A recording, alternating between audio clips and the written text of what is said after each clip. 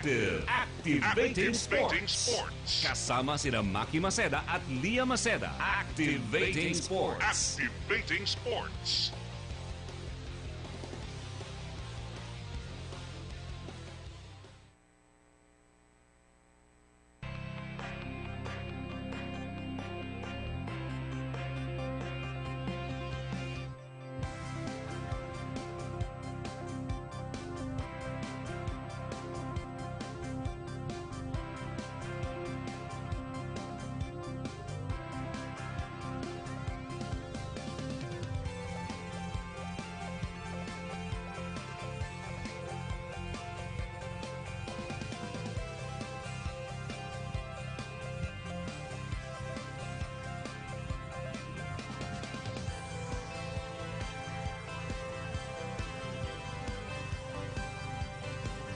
Activating Sports. Activating Sports.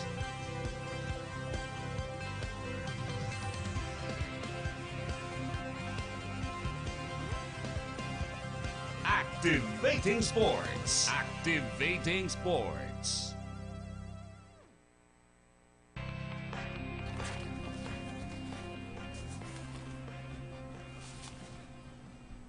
Let's be active. Activating Sports. Kasama sina Maki Maceda at Lia Maceda. Activating Sports. Activating Sports.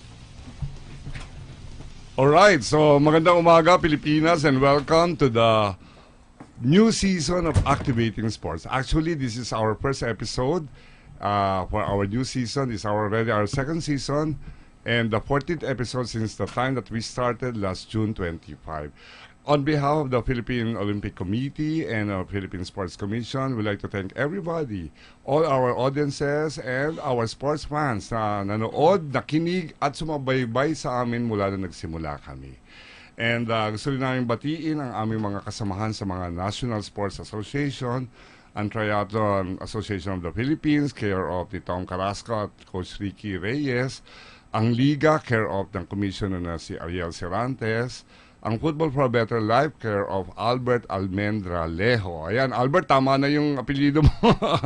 Ang NCFP or National Chess Federation, care of the Eugene Torre. Thank you for being with us also. At kay Executive Director Jason Gonzalez.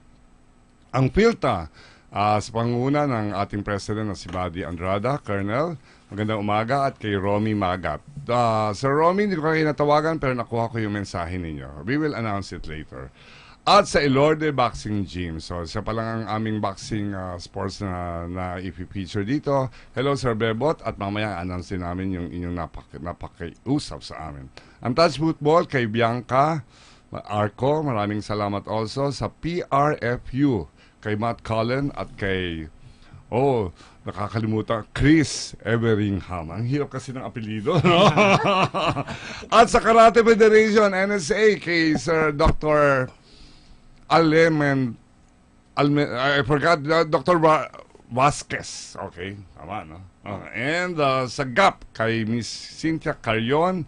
At syempre yung special feature natin sa Paragliding Philippines, kay Ortina Rumi, Edge at Nino, at kay NCC or National Cheerleading Competition, care of Itos Valdez. So maraming salamat po sa pagsubaybay at pakikisama sa amin at tandaan ninyo rin na kami nakahandang magserbisyo dito sa Activating Sports. In the meantime, siyempre ipapakilala ko ang Lakas Barangay, ang nag-iisa, ang aking sportscaster na co-host na si Miss Lia Maceda. Hello, good morning sa lahat ng ating viewers at lahat ng ating listeners. And good morning din po doon sa mga barangay natin ng Quantumin na nandun sa Baguio, sa Lipa, dito sa Quezon City. They're also listening sa Davao and also sa Cebu. Yes. And we have also listeners now from Florida kasi tamang eksakto lang tayo nakabaligtad ng oras nila. And welcome to the show. Yes. Okay, at alam ko marami pa nagtatayo mga bagong center sa Barangay Quantumin, di ba? Yes. So mamaya malalaman natin kung ano-ano pa yon sa ating pagbibigay ng announcement ng board regarding sa produktong sa isang patak lang lahat ng iyong sakit ay sangkatutak na mawawala at sa isang haplos, karamdaman mo yung magagapos. Okay. Ngayon, at kasama rin natin dito ang ating fitness caster na si Jay Pudalang. Hi, hello, good morning sa inyo lahat. Gusto kong batiin yung mga athletes natin na nagko-compete at papunta sa Asian Beach Games na sa Vietnam ngayon. Yes. At syempre kailangan natin congratulate dahil bumalik na ang ating bronze medalist na si Josephine. Apelido. Problema. No? Sige. Miss Josephine, maraming salamat sa pagbibigay ng karangalan sa ating bansa for being the bronze medalist sa 2016 Rio Paralympics. No? Nagkaroon ng press conference 2 days ago at kasama niya si Mike Barredo. Okay. In the meantime, bibigyan namin kayo ng ating mga information about sa mga updates ng NSA. Sports Balita. Okay, Doktora, I think ikaw ang magbibigay ng mga unang balita tungkol sa ating mga sports updates, mga NSA, Football for a Better Life, ang Liga, PRFU, Boxing, GAP, Paragliding, and Gymnastics. Ang dami nun Okay. Mamili lang tayo. Okay, may news tayo, may good news tayo. Under 14, Pinoy squad wins 3rd place in the Borneo Cup. The under-14 team from the Philippines, represented by players of the youth teams of Global FC and Laos FC, won 3rd place in its age group at this year's Borneo Football Cup, a tournament organized by the Football Association of Malaysia through its member Sabah Football Association. And the matches for their division were held last September 21 and 23 at Penampang Stadium in Kota Kinabalu, Sabah East, Malaysia. Okay? Yung 3rd place finish is the highest rank for any Pinoy team in the said tournament, which the Philippines has been joining since 2013. Medyo mabigat na naman tong ating nagawa ng ating mga athletes. And the members of the winning squad actually include those who actually developed the grassroots of our football programs. We have Jill Pelora of Iloilo. We have Nicolai Abalos of Laguna, Jos Asignar and Tristan Enad of Cebu, and Drexler Valencia of Dumaguete. And they were actually scouted from their hometowns noong 2013 and brought to UK for their elite training by the British Council and Pro-Life UK. And Gregory Takundong was a standout of the Football for a Better Life event held early this year in Gingoog, Misamis Oriental. So yan yung ating mga athletes na talaga nagbigay sa atin ng karangalan. Okay? We also have those who served as coaches, si Alfredo Rai Stacion and Richard J. Alipar. And also, the boys' participation at the 2016 Borneo Football Cup was authorized by the Philippine Football Federation. Okay? So, magandang balita po yan para sa ating mga players at mga athletes natin, and hopefully mas ma-develop pa natin yun kasi this would also tell us kasi under 14 team to, yes, diba? Nakausap ko si Albert ito diba? yung resulta ng grassroots development program nila kasi nagre-recruit sila ng bata, yes, 7 years old pa lang, and then tinitrain na nila at yan na lumaki na at ngayon nag-compete na at nanalo na. Yes. Diba? Ang galing, no? So, ang ganda talagang magpatuloy yung grassroots development program ng lahat ng sports. So, yes. And then, congratulations sa inyo dahil unang karangalan to ng ating mga midgets. Kung tawagin midgets, kasi ito yung mga bata, di ba? Oo. Congratulations, Albert, alam ko. At siyempre, sa mga sumuporta, lalo ang Pro-Life UK, di ba? Yes. Haba ng panahon, sinuportahan nila yan hanggang manalo. Okay. Ako naman, Doktora. Okay, so ang paragliding, so this is not an NSA but it's a new sport being introduced to the Philippines as an offshoot of the skydiving and the gliding itself. No, okay. The opening season event will be held on November 2016. There will be food, music, contests, and never before seen spectacular air shows. It's going to be fun, so join the festivities as they welcome the Amihan season, where paragliders to take off their flights in the awesome winds and scenery of Carmona, Cavite. So ito yung katabi nung karerahan ng Manila Jockey Club. So sponsors are welcome and much appreciated, and then meron sila mga opening promos, no? Kami nga pala magpaparagliding din tayo, Jay, no? October 3 daw tayo. So, we will be the introduction.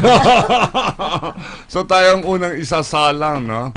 And then, for more details, kindly contact Edge Olalia at 0906-387-2525 and 02703-4803 or pati si Nino Duque at 0917 0916-308-3380 or the director himself, Rumi Sayed, at 0916-288-5355. So sa mga interesadong lumipad, sumali kayo sa Paragliding Philippines at punta lang kayo sa Facebook nila, the search Paragliding Philippines, and then you may now get in touch with them through it.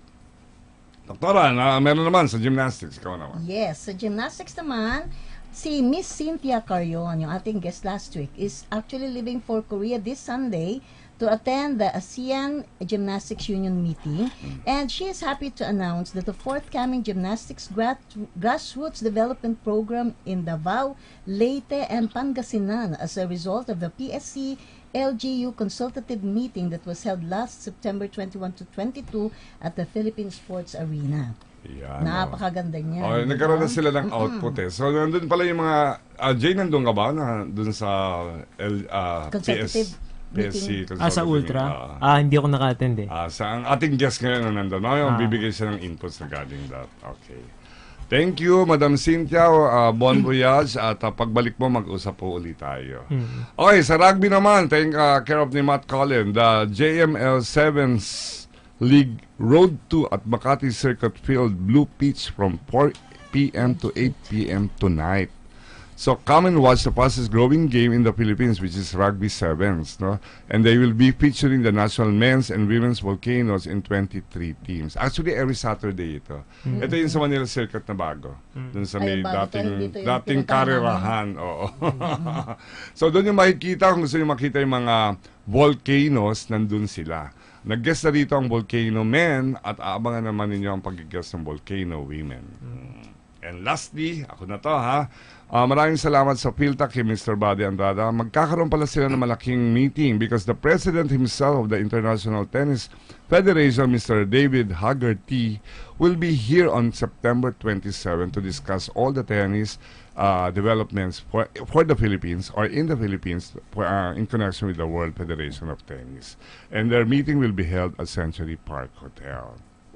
Sa lahat ng mga tennis aficionados, tingnan natin if whatever there will be the new programs that will be catered by the International Tennis Federation for the Philippine Tennis Association, malalaman po natin after the meeting. Okay. So, in the meantime... Activating Sports. Activating Sports. Okay, so ngayon po, baka kami mag-break, gusto namin ihayag sa inyo na very special tong episode natin dahil ngayon ay itatampok namin ng isang sport na dapat ay malapit sa ating puso, isip at katawan, di ba? No? Dahil it comes with our national pride, okay? Matatandaan nga natin, Esilia, na nung 1970s to 80s, I think during the Gintong Alay programs pa, tinuturuan lahat ng mga estudyante maggawa ng ganito. So, ako mismo has been I've been a trainee under this kind of sport ng 1970s to 80s. At tinuro yan sa amin during high school hanggang koleyo. Oo. Sa UP, no? Sa UP. Huwag mo na sabihin ng year. Oo. O sige, tingnan natin kung ano itong sport of the week natin. Sport of the Week. Okay. Ang sport of the week natin ay walang iba kundi ang arnis. Okay. So, during our time, alam ang arnis bilang martial art. So, tinuturo yan sa amin bilang self-defense. Kung paano gagamitin kapag merong di karaniwang pangyayari sa iyo sa paglalakad, sa pakikisalamuha, at etc. So, malalaman natin. So, ngayon, iba na siya. Ang arnis na ang ating national sport. Okay. So, because of a law, Republic Act 9850, naging national sport ang arnis during 2009. Okay. Para magkapag-discuss ng mga detalye about this, pakilala muna natin ang ating mga guests na siyang namumuno sa larangan ng arnis dito sa Pilipinas. Okay. Ang una nating guest ay siya ang presidente, no? At ang kulay niya ay green. Hindi ko maintindihan kung bakit pula ang isinuot niya. Kasi parang Christmas time na, di ba? No? Di ba? Red and green comes hanggang Valentine's. Oh, at saka hanggang Valentine's. So, tandaan niyo, maging guest namin siya hanggang February. Okay, and then, his experience, kakaiba rin. No? Aside from his sports hat, siya ay isang jeweler. Kukunti lang ang jeweler sa Pilipinas. No? So, I think this comes from within his family ranks. No? Yes, Talagang oo. minana pa mula sa baka lolo or Mga ninuno. oo. And then since he graduated, he is already wearing an entrepreneurial hat. So talagang hindi na siya nagtrabaho sa iba, nagtrabaho siya for the family wearing the name COO. So, child of the owner and chief operating officer. Di ba? Ngayon siya na ang presidente ng kanilang jeweler. Hindi na pala, retired na siya dahil pinamana niya sa kanyang mga anak. No? But he's Iba now na taking... focus niya. Iba na, pero ang kanyang hats iba-iba kasi minsan suot niya yung jeweler hat at minsan naman ang kanyang sports hat na napakarami. Namely, judo, bodybuilding. He was once a Mr. Manila. Tatanong natin sa kanya kung anong year yun. And now, siyempre, hindi pwedeng kalimutan ang Arnis. Without much ado, our sports fans, please welcome Mr. Raymond Velayo. Good morning, sir. Good morning, everybody. Good morning. I'd like to thank first the Inquirer sa radyo, no? And of course to you, Rolly and Doktora and Jay. At binigyan mo kami, pinaunlakan mo kami na ma-feature dito. Oo naman. Malapit sa puso namin yung Arnis. Di ba sabi nga sa'yo, Dapat na marunong lahat ng kami, Pilipino. no? Oo. Oo, dapat actually mula elementary alam na alam niya. Oo nga, oo. Diba? Malalaman natin kung ano ang mga dahilan kung ba't kinakailangan talagang isa puso kasi marami rin siyang gamit or usage and then marami pang iba pang aspeto na kailangan natin malaman. Sa pagbabalik namin, malalaman po natin yun.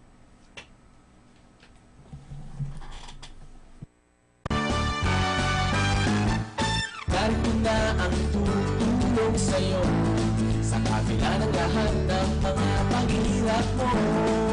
Walang ibang hangarin, kalusugan ay pabutihin, patungo sa ligaya ng buhay natin. Quantum Plus ang sagot sa karamdaman. Quantum Plus, feeling ay gumagaan. Quantum Plus, ito'y maaasahan. Sa isang patak buhay mo ay may Quantum Plus ang sagot sa karamdaman. Quantum Plus, feeling ay gumagaan.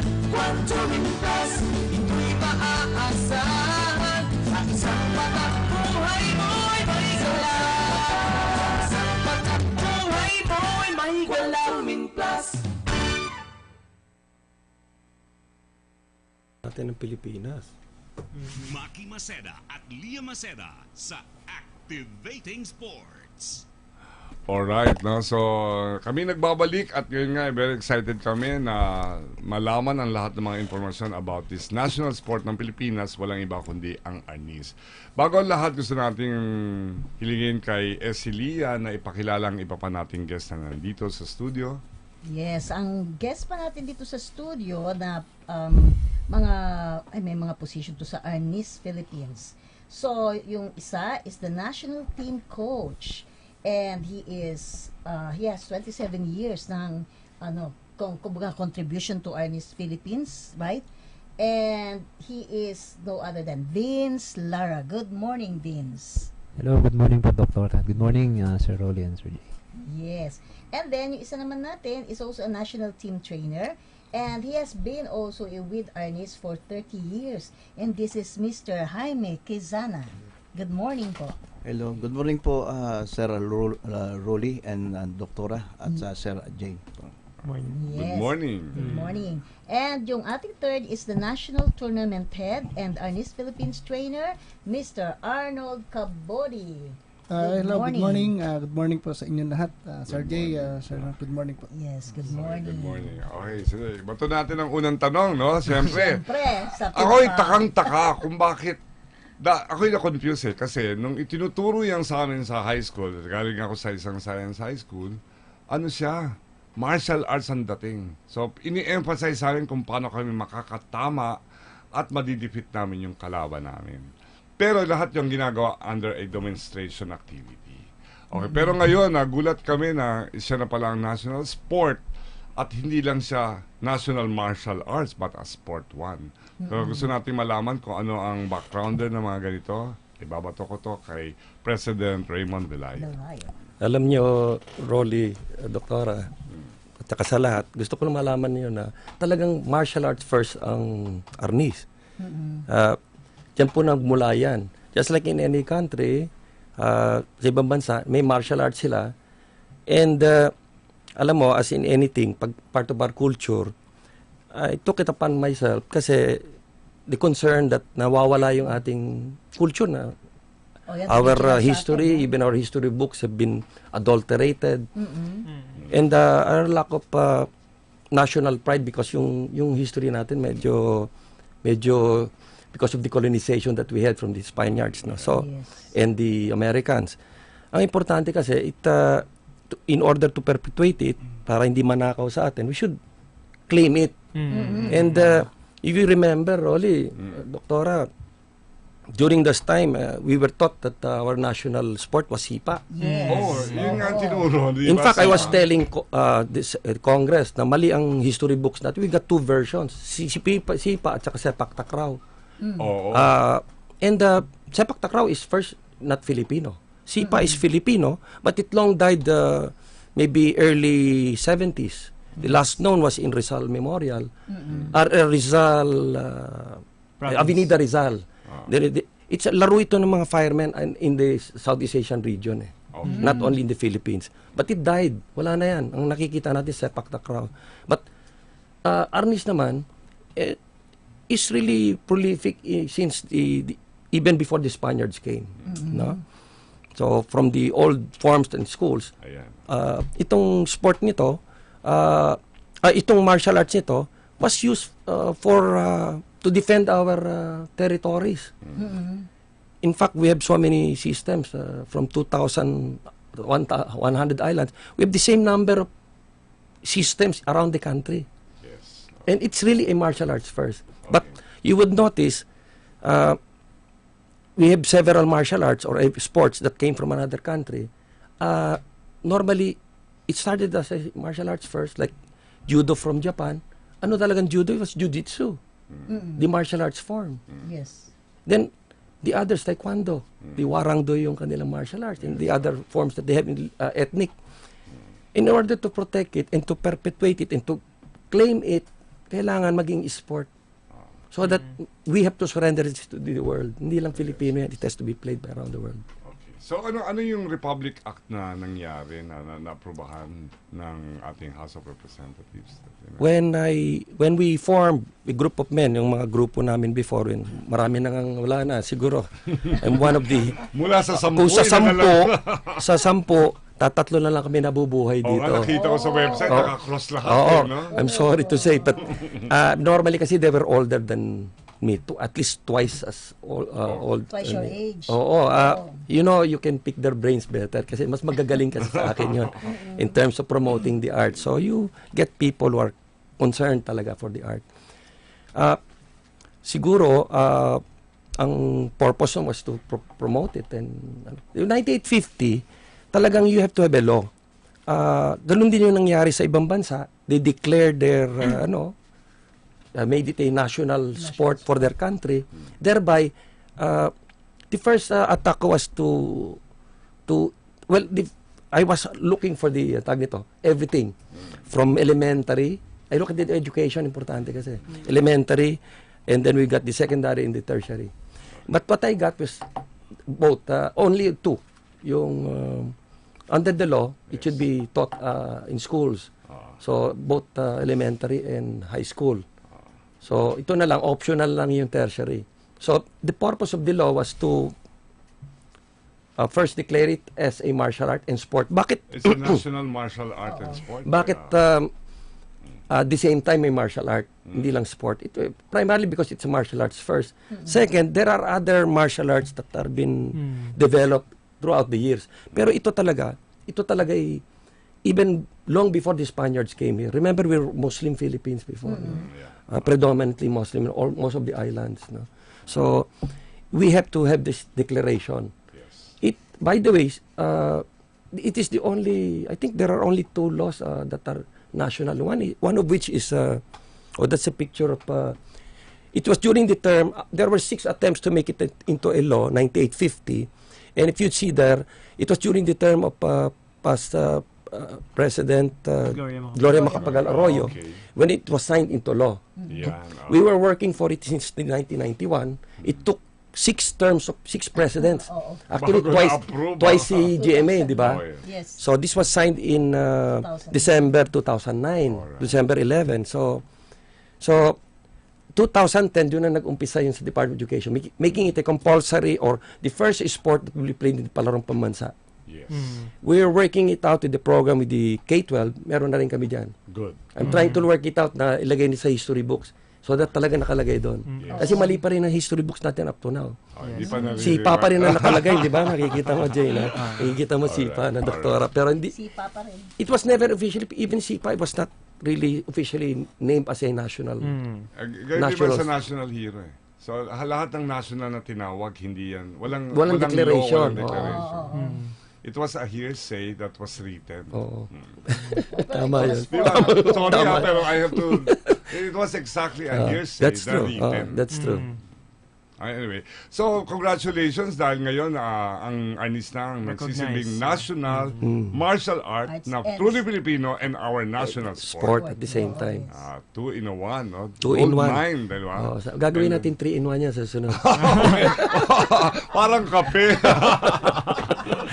Alright, sige. So, sa ating mga audience, no, malalaman natin kung ano ba yung mga how-to ng sport na to at ano pa yung iba niyang gamit na malalaman natin na pwede pala nating matutunan para sa araw-araw nating buhay at ano pa yung mga programang na meron ang ANIS Philippines Incorporated para sa ating lahat. Hanggang sa aming pagbabalik.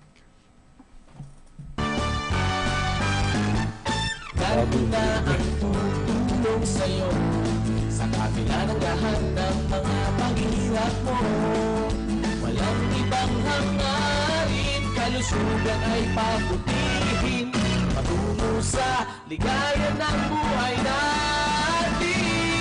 Quantum Plus ang sagot sa karamdaman. Quantum Plus, feeling ay gumagaan.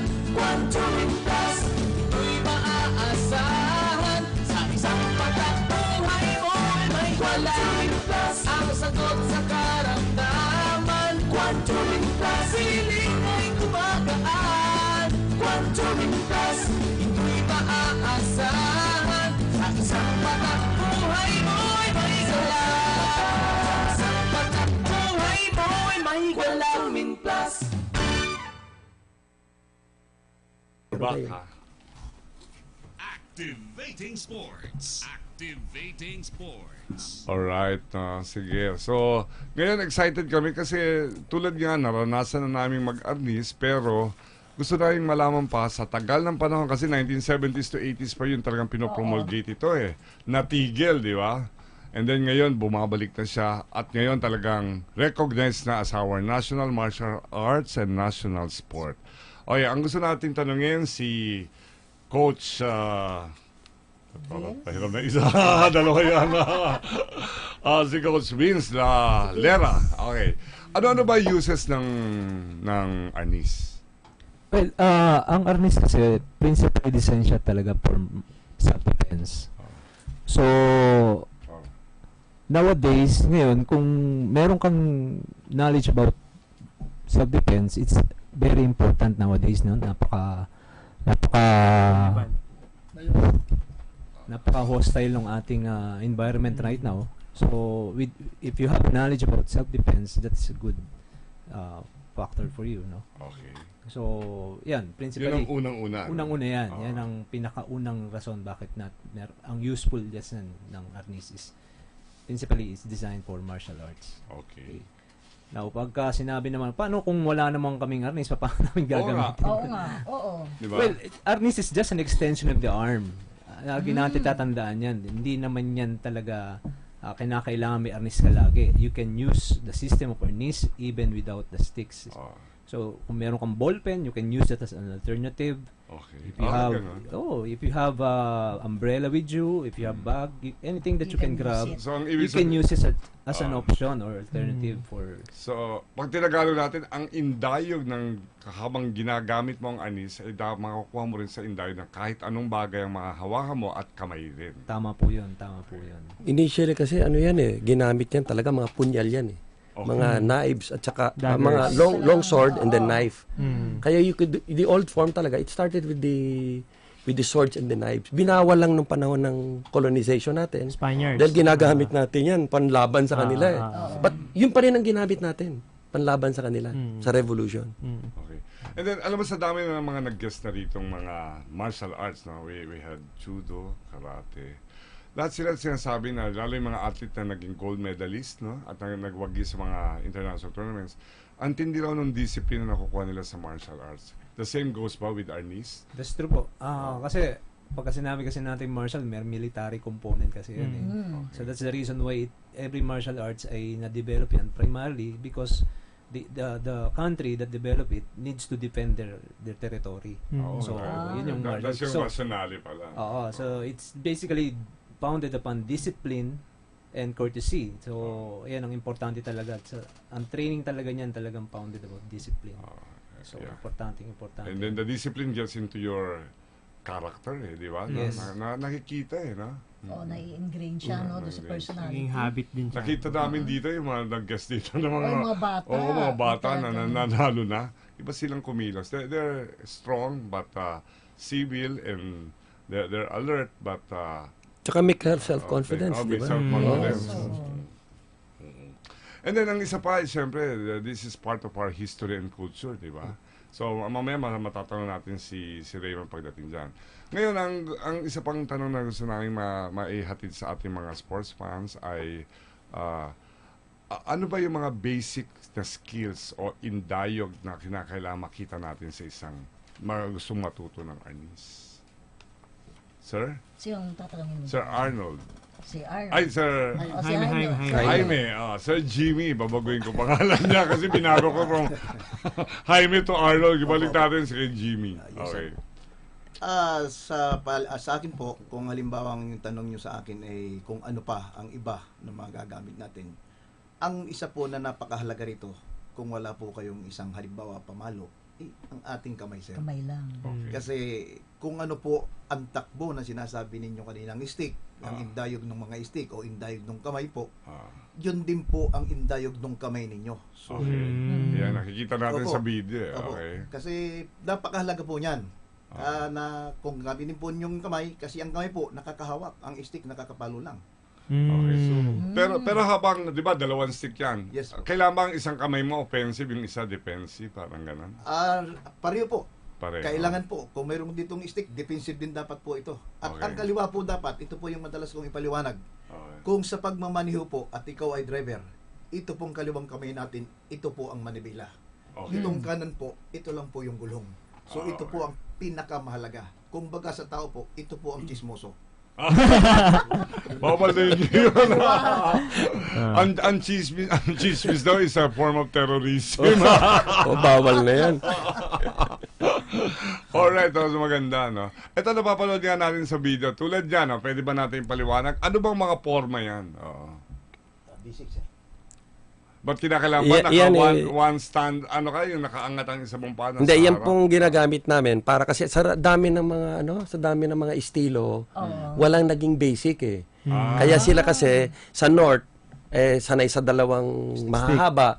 Sa let's say sa some systems, they use the espada idaga, yung short and long. Okay. Yung iba naman may gamit na ibang gamit nilang sticks, no? Pwedeng isa lang ba? Parang ganun. Pwedeng isa. Actually, the common ground is one. Siyempre, yung iba, they don't practice the double, they don't practice the espada idaga, yung short dagger or maikli. So, para maging fair, kasi may history naman yan, dahil hindi nila pinapractice, they don't want to call it their style. They do not promote it. But as far as the umbrella organization, Aris Philippines is concerned, and the IRNIS, we want to have all the systems. Pag-aralan na lang lahat. Yung basic lang. But yung specialty nila, kumbaga sa college, no? Yung specialty nila, ituloy nila yung heritage nila. Kasi iba-iba eh. Napaka-interesting Arnis kasi sa ibang islands, iba ginagawa nila eh. So parang may basic. Ito lahat ang nakikita nyo, mga basic lang yan. Then may modification Napakaganda ng doktora pag makikita mo doon sa mga iba-ibang islands. Ang gaganda. They have a different system of defense for a particular attack. So ito po sir. Meron pang iba Ay, sige, Jay.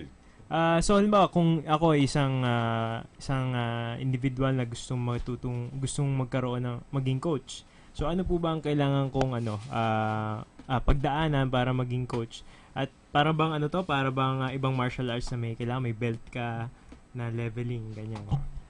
Kailangan talaga, pagka naging coach ka ng Arnis, marami kang experience na dinaanan as a player, and as a coach, as a trainer. And then, of course, meron din tayong tinatawag sa aming asosasyon ngayon na belting. Sa just like any other martial arts, meron din kaming proseso ng pagpo-promote ng belting based on experience and of course proficiency and performance. So paano yung belting niya? Meron tayong mga belting diyan. Lakan system 'yan ang ginamit namin. Actually, lahat ng hindi alam na ibang tao ito, no? Kasi akala nila mga belting invento lang 'yan. Pero ang nag-develop niyan talaga, ang Hapon lang ang nakagawa niyan. Ginaya na lang lahat, even taekwondo. They use this to identify a particular level of a particular individual. Ang Hapon ang naka-invento niyan from when they turned it into a sport. Kasi dati walang gauge eh. Kaya ibang martial arts wala eh. Pero itong Arnis, ganun din. We don't try to reinvent something na meron ng pattern para the martial arts world can have a sort of a inkling uniformity on that. Tama. So yung Hapon ang nakagawa niyan actually. That is to their credit, no? Kaya may tinatawag silang black belt. Sa Pilipino naman, ang tawag natin sa black belt, sa lalaki, lakan. Lakan. Yung isa naman, pag babae, lakambini. Kaya when you become a black belt, yun ang tawag sa'yo, lakan. Kaya even yung word Malacanang, lakan yan. Malacanang. Maraming great men there are there. So parang knighthood din ang lakan, ibig sabihin nobility, hindi royalty. Kasi pagka tinawag na natin yan, nagkakaroon ng confusion pag ginamit mo yung Maharlika system. Yes, Although pero that's reserved for the royal bloods, yung mga dato, yung mga ganun. We use only the nobility, lakan or lakambini. Well, ako na-amaze ako dahil siyempre may touch of history. And then siyempre yung kultura natin talagang kasama siya. We want to preserve that. Even yung aming pagbibigay pugay o yung courtesy to sa matatanda or yung seniors, no? Mano system ang ginagamit natin. Wow. Oo. Kaya, not to touch the hand, ginagawa na lang nilalagay na lang yung kamay sa forehead mo kasi sa martial arts kay bawal hawakin yung kamay. Baka suntukin ka. No. Di ba kasi parang pagdating dito baka igano na. Okay, nakakatuwa dahil itong sport na to talaga matatap yung ating kultura at heritage, no? And this is really Pinoy pride, di ba? No? Yes. Even ako parang na-amaze ako kasi with the rich background in history ng Arnis na we never learned these things in school, diba? Yes, very rich in most of the kids, they always look at martial arts na wow, astig yung karate, taekwondo, pero hindi nila nakikita yung Arnis mismo na sariling atin, diba? It can unite us kasi more. Kasi unlike before, ang medyo by islands tayo, kaya ang hirap sa Pilipinas. Ang ating islands, ang dami, 2,100. 2,100 culture. 7,000 pala. 7,500 na. 500 na? 7,500. Oo, di ba? Nadadagdaga. Hindi ba nabawasan? Hindi ba binawasan ng China? Okay, di bale. Sa susunod po na pagkatapos na itong ating pangatlong program break, malalaman natin ang mga programa ng Arnis Philippines Incorporated kung paano tayo lahat makakasalamuha, matututo at makakasanayan natin gumamit ng ating national sport na Arnis. Sa aming pagbabalik. Ikaw na yan. Narito na ang tutulong sa'yo sa kabila ng lahat ng mga paghihirap mo. Walang ibang hangarin, kalusugan ay pabutihin patungo sa ligaya ng buhay natin. Quantum Plus ang sagot sa karamdaman. Quantum Plus, feeling ay gumagaan. Quantum Plus, ito'y maaasahan. Sa isang pagkabuhay mo may Quantum Plus ang sagot sa karamdaman. Quantum Plus, feeling ay gumagaan. Quantum Plus, ito'y maaasahan. Sa isang pagkabuhay mo may sigla. Sa isang pagkabuhay to be. Oh, pero May yung arnis pag-usapan bill natin ako, mamaya. tanod bill. On Tambalang Maseda at Maseda sa Activating Sports. Okay, no? So bago kami magpatuloy, gusto muna namin bigyan ng aming mga guests ng aming pinagmamalaking kung ang Arnis ay Pinoy Pride, ay ito naman Quantum Min ay isa pang Pinoy Pride. Okay, so ito po yung pakipass on. Oo. Thank you. Oo. Oo, At ito ang magpapalakas sa inyo habang naglalaro ng Arnis. Kasama si Jay. Oo. So itong Quantum Min Plus po, sabi nga natin, sa isang patak, sakit mo'y mawawala ng sangkatutak.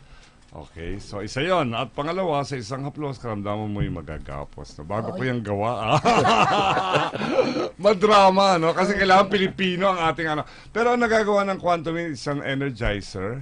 So, halimbawa, kung gusto mong magpalakas agad-agad, inom ka lang ng 5 drops sa isang basong tubig, 5 to 10 drops, and then mararamdaman mo ang kakaiba mong lakas. Oh, Okay. it was originally para sa mga may sakit, pero recently we realized na malaki ang maibibigay niya sa mga athletes and those involved in yung mga serious activities. Yes. Napakaganda po. Yes, oh.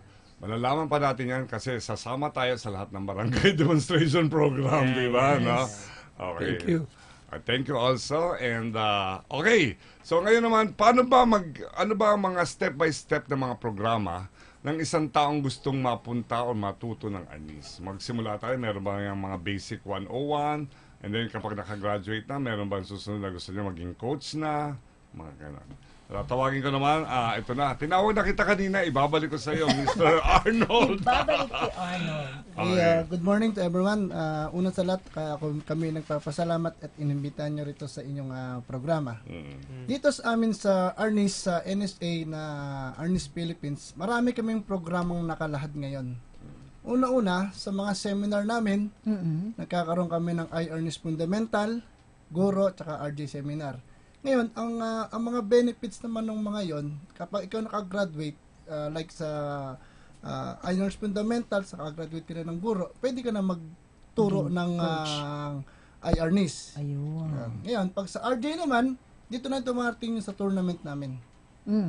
Pag sa tournament namin, kasi kaya tinatawag namin RJ yan, it's called referee and judge. Ginawa namin RJ lang yan for short sa referee and judge. Ngayon, sa tournament, by this coming December, magkakaroon kami ng national game.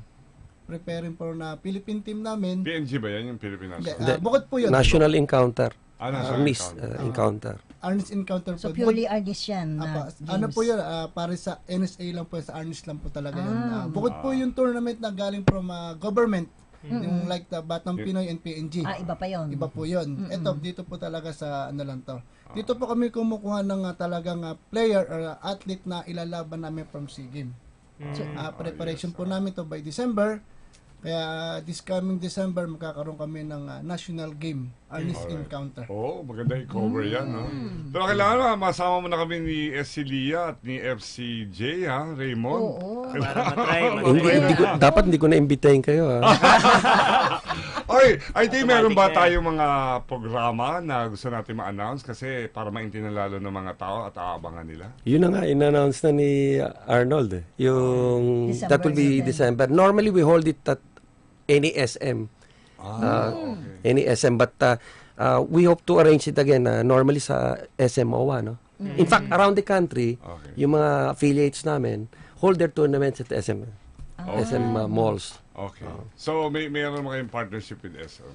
Yes, in fact, they're very big contributor sa amin in terms of so, malaking pasalamat namin sa SM. Maraming salamat, Miss Ami Garcia. Guess ko sila bukas. Ay, ganun. Sa talk Pa-extend ka ng pasasalamat. Okay. Sige. So, ang isa ko pang, alam mo sa isang sport, napakahalaga ng isang acknowledgement. So, tayo ba accredited tayo or acknowledged tayo sa ibang bansa? Meron ba tayong linkage na ginagawa na ang Arnis Philippines maging Arnis International? We have an international federation. Okay. Yes. Yung iba kasi ang ginawa naming style ng sa federation, ano? Kasi ang Arnis has been there long before the association, long before the partnership with the Olympic Committee, dahil hindi pa nga sport yan, ano? Around the world, may mga during 40 years back siguro, nagyayabang na yung mga arnis practitioners or promoters na meron mga 20 countries. No? But right now, I think we have 200 countries or more. Kasi because of its practical use. As a martial art, for crowd control, for police work.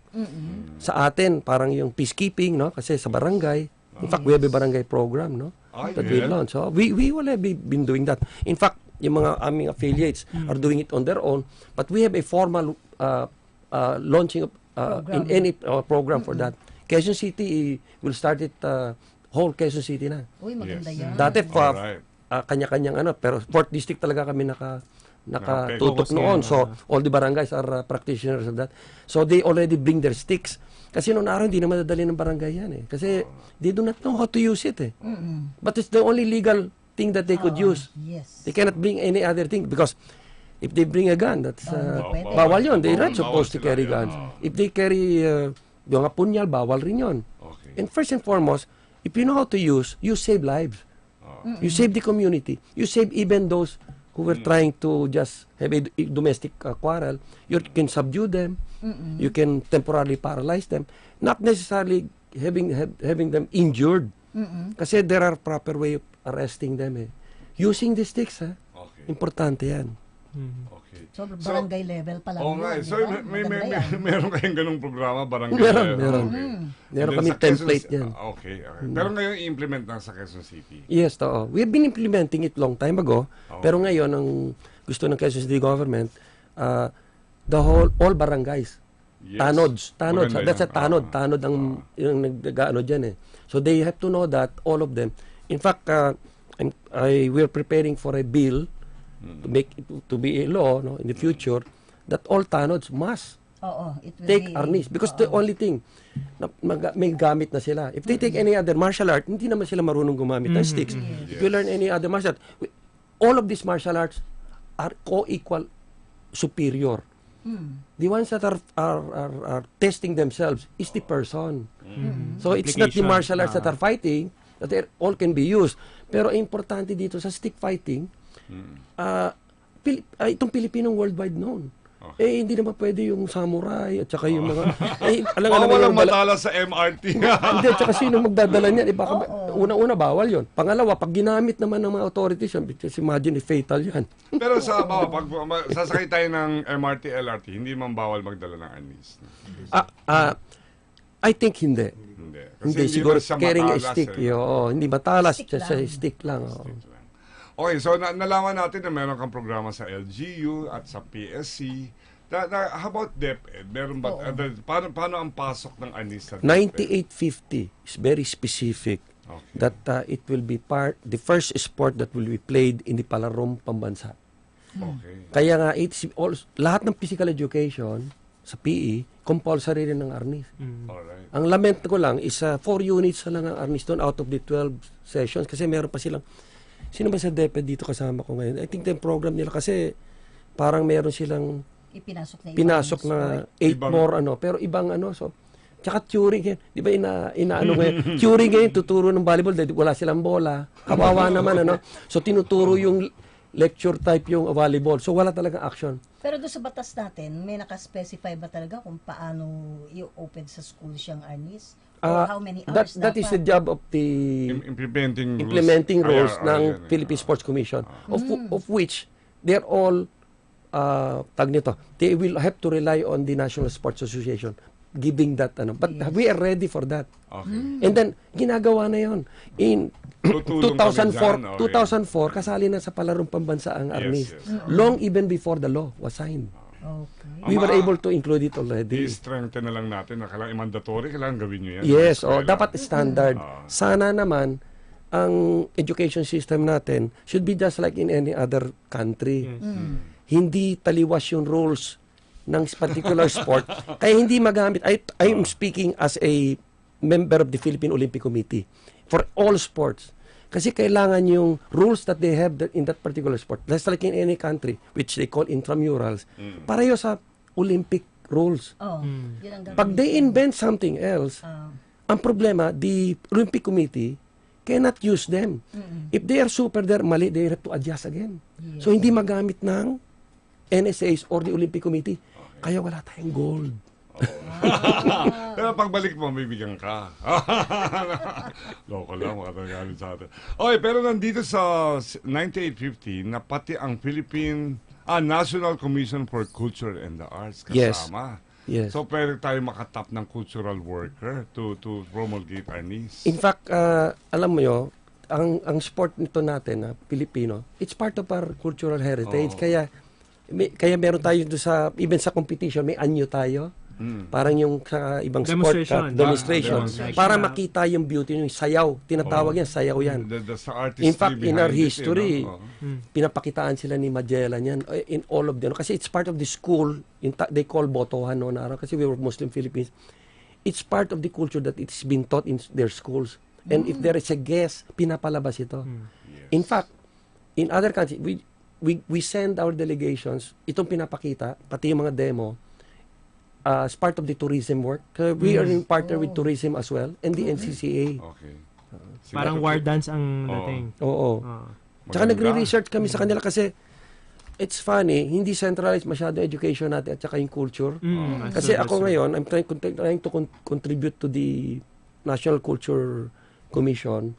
Kasi when I go to an island, pag napadpad ako, like in Batanes, hindi alam na ibang tao, may buhay pa yung arnis doon, but as a cultural thing, at ibang pangalan nila.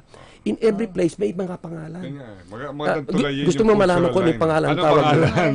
Controversial, palo-palo. Palo-palo. Sabi ko, medyo kawawa naman yung mga lalaki pag-aaral maglaba.